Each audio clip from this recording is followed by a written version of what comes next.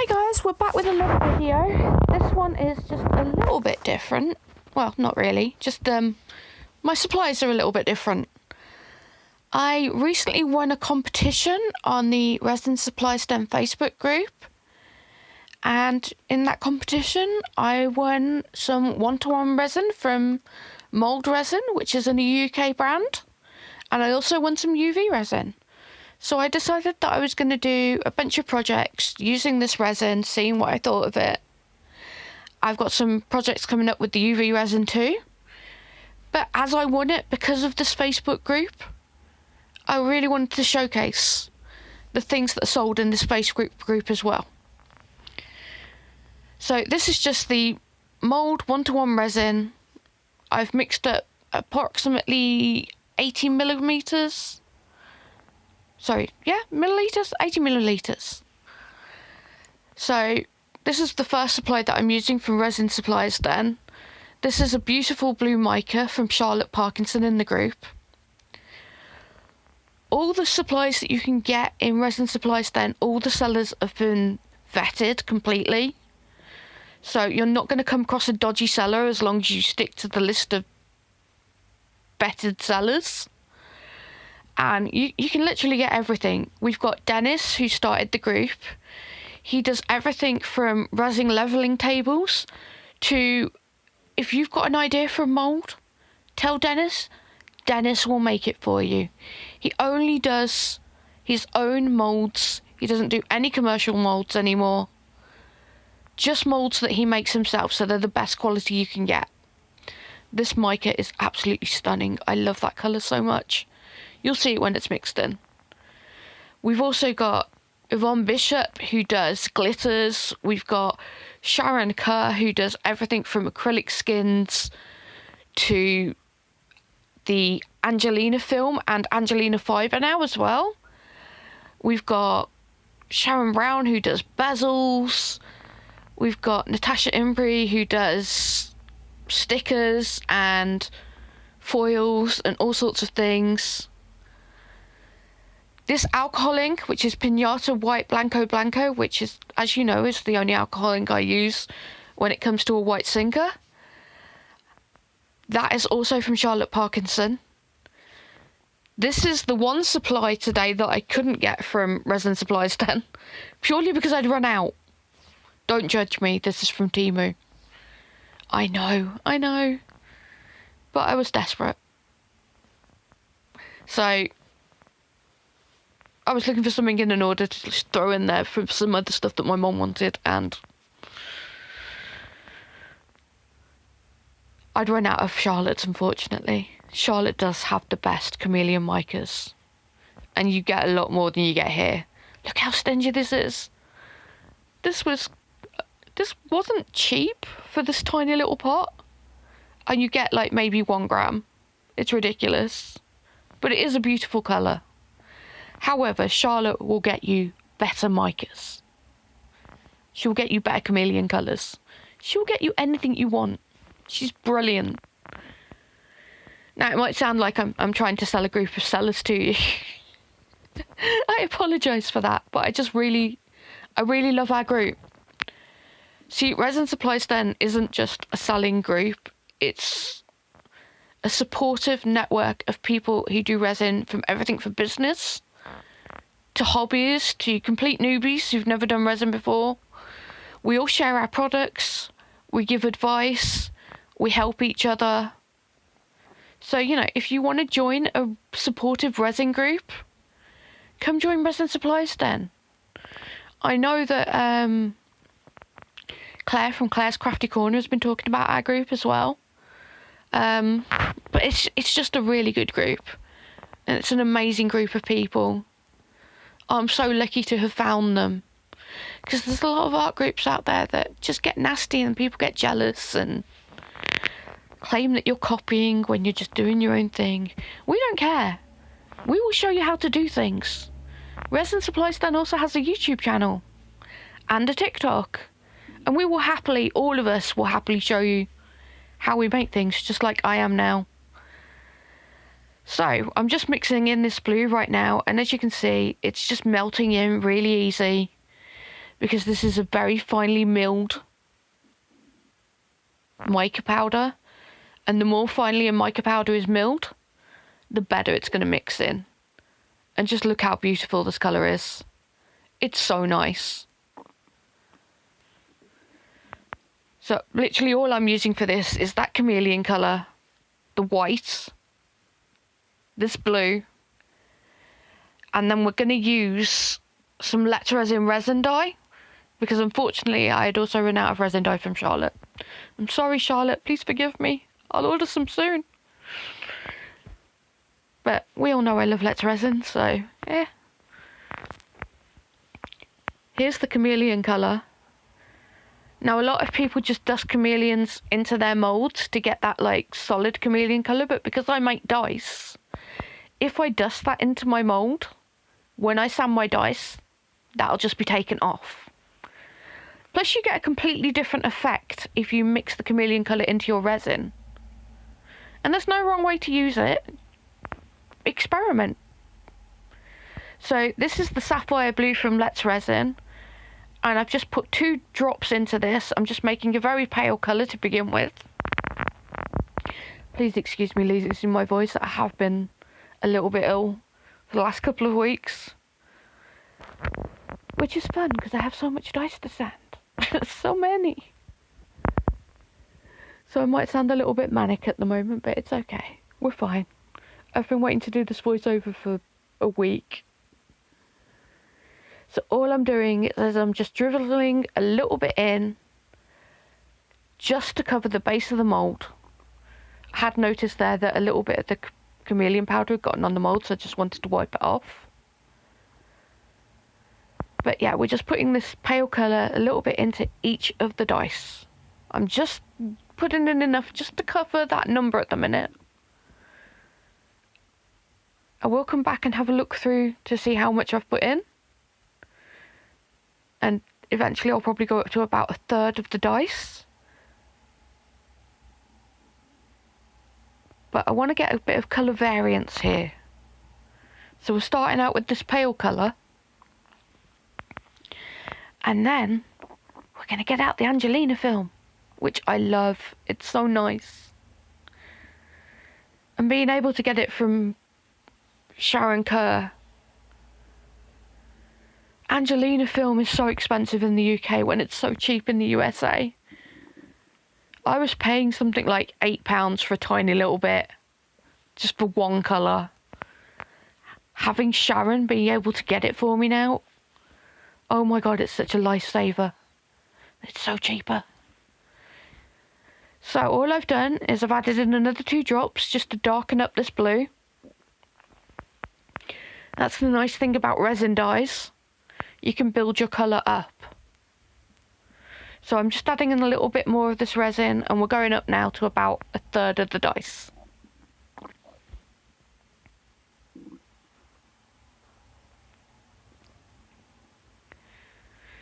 And I'm keeping this all in real time because I want you guys to see everything, and it might get a bit tedious, especially in a minute. But I'd rather you guys were able to see the whole thing. So this is the mylar. All I've done is I've pre-scrunched it because once I've got my gloves on, it doesn't really work. But this is, well, I'm calling it mylar, but it's Angelina film. And Angelina film specifically is a little bit thicker. And when you put heat on it, or when it's in resin, you get more colours than what you can see to begin with. It's such a beautiful thing. It's absolutely gorgeous. So all I'm doing is I'm dunking it in my resin. And the reason I'm doing this is, while it's gorgeous, it does have a tendency to trap bubbles. And that's the last thing you want in dice. You don't want a massive air pocket somewhere. So I pre-treat my mylar like this. That bit just unfolded when I dunked it in, just to be annoying. So now I have resin all over my fingers. Yay! I try to keep as clean as I can usually when I'm doing this. because a lot of my tools, like my heat gun and things, I don't really want resin all over those because then they're just permanently sticky and it's annoying. But sometimes it can't be helped, especially when doing blanks.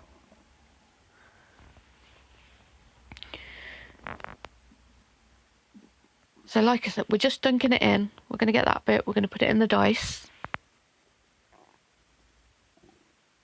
Just deciding which dice to put it in.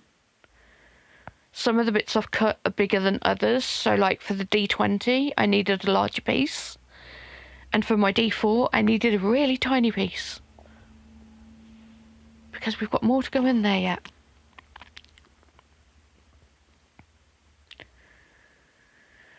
I really hope that everybody had a great Christmas, or if you don't celebrate Christmas, I just hope that maybe you got some time off, got to spend some time with your family. And I hope this year goes better than the last few have gone for everyone.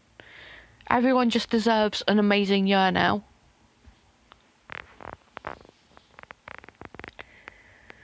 I'm certainly hoping for a better year, but we'll see. And hopefully I'll actually get the shop up and stop procrastinating. I know I've been procrastinating for months, saying I'm doing the shop and then it never gets put up.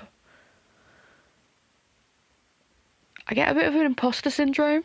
I feel like maybe my dice aren't good enough to be up in a shop, and what if they don't sell,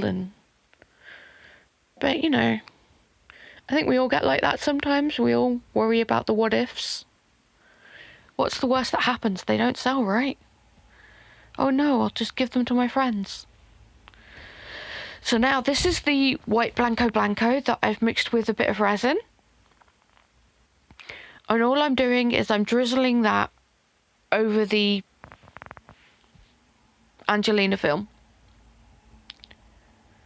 So it'll sort of drip into the cracks of the film. And because it's a little bit heavier, it might make some nice little formations in there, but it won't be quite like Petri because it's already mixed into the resin. So you won't get those tendrils that you get when you do a Petri pour. And now what I'm going to do is, this is gold pinata ink, rich gold. And I'm just going to put one drop in each of the dice.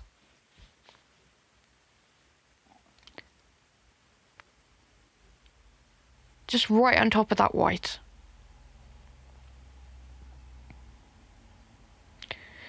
I'm just doing one drop. I like to be careful about how much alcohol ink I drop into my moulds, because alcohol ink will degrade the silicone. Also, you may get sticky spots in your dice if you put in too much, so I'm always really careful about it. So now we're just putting in the last of this translucent colour, and I might have to make up a little bit more. But we're just spooning a little bit back on, just over the gold, on the few dice that I think aren't quite full enough for the next step. Because where I want this to be about now is I want it to be at least halfway, if not 2/3 of the way up, hopefully.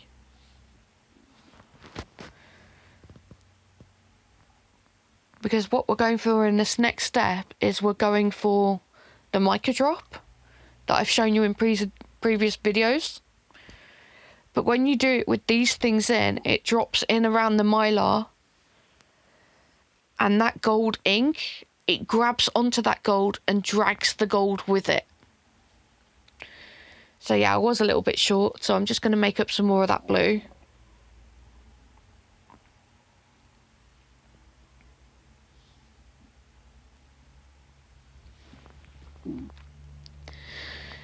If there's anything you'd like to see, anything, it doesn't have to be dice related. I do other resin art. Like if you wanted to see that centerpiece I made with the candles, I do need to make another one. I can film that, but please feel free to leave any suggestions in the comments that you want to see, or anything you want to tell me, constructive criticism, whatever. I'm good. I happily read all of the comments and reply as soon as I can. So just let me know. I'm willing to do anything. Like, that sounds bad. Willing to do anything resin related, possibly polymer clay related. Maybe also a bit of 3D printing. You get the idea. But, so we've just put in the last of this colour now. Just used up as much as I possibly can.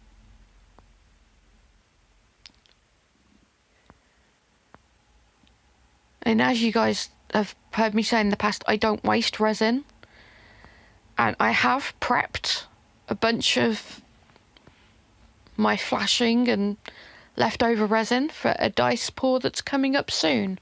But I've got about 8 videos lined up that I haven't shown you yet. So that'll take a while before we get to that. So this is the sapphire, and like I said, this is the mica powder from Charlotte. And we're just putting that in on top of everything else we've already put in. And because it's mica, it's heavier than all the other colours we've already put in. And that's what makes it fall through. And I always like to make sure that I do put a decent amount of mica in there, but not too much. Because I don't want to waste it. But I'm just drizzling it in. No particular plan.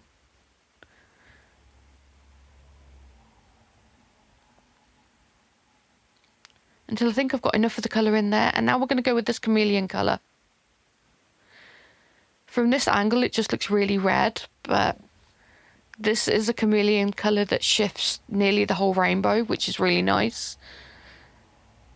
Ones like this are harder to get hold of. And they're a little bit more expensive because of that shift. But we're just spooning that in on top of the blue.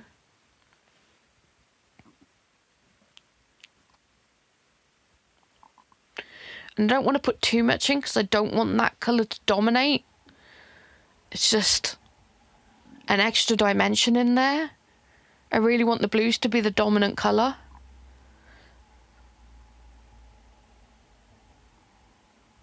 So what we're going to do is we're going to come back in now with the blue, just to top off the moulds.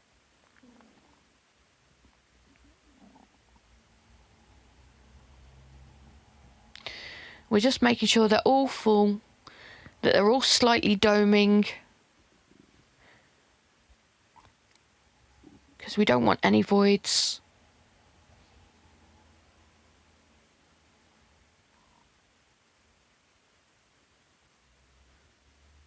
And then we're just going to put some on the lid as well, once they're all domed.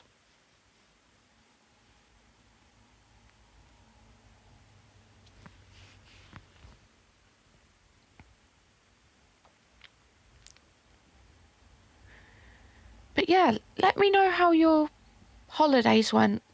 Did you have a good one? Did you have a nice time with your family? I hope so. Did you do anything interesting? Like, if you did something amazing, I want to know about it. Let me know. I know I'm just rambling now. But I kind of missed you guys, so... As usual, we've got out the long neck lighter. Now, we'll put a disclaimer here. When you put alcohol ink in your moulds, be very careful with the long neck lighter.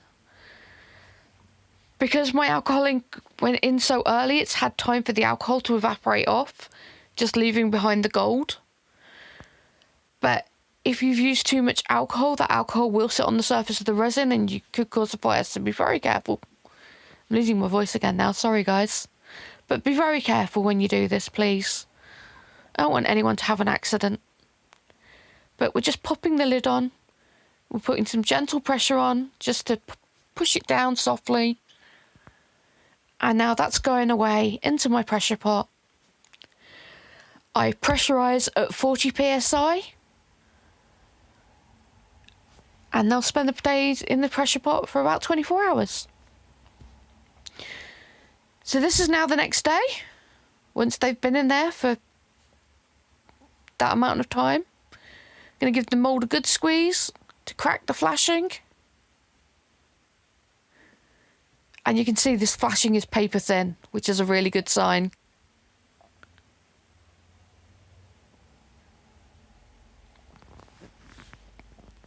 When it's paper thin like this, I'm really happy. I worry when it's a little bit thicker because you get lifted faces and you can't always take the lifted face off. But as usual, I am now going to put that in my bag of flashing for later. And now what we're going to do is just pull off the little bits that I've got left behind. Struggle to get them off my finger because of static. Happens every time. Pretty sure it's happening right now.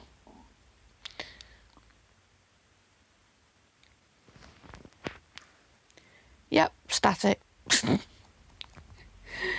So we're flexing the mould now just to release all the numbers, and we're just going to pop them straight out. And I will add pictures at the end so that you can see them all.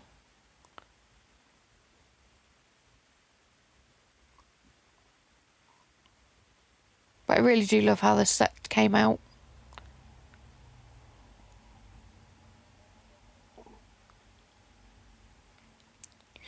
I did get a new camera for Christmas. I say it's new. It's new to me. It was secondhand.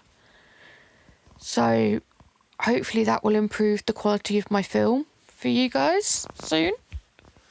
Rather than filming on my phone. Maybe we can get a second angle in there. We'll see. This is being a bit ambitious. My editing's not the greatest. But you can see how nice and shiny these are as they've come out. My moulds, I do make moulds sometimes, but I'm not very good at it yet, so most of my moulds come from the Mighty Forge on Etsy, which are a UK-based lovely pair of people that make amazing moulds. Here I'm just taking off a little bit of excess flashing.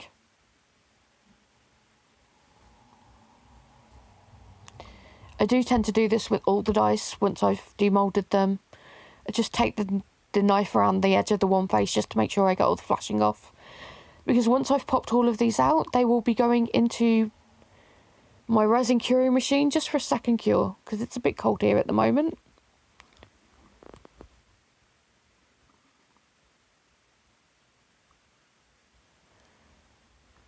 But it just makes sure that my dice are as hard as they possibly can be before I start sanding them. Okay, and now I will give you one last look at these in my hand. And then we'll switch to photos. I will see you soon, guys. As I said, any questions, any comments, I'll get back to you in reply. Bye, guys.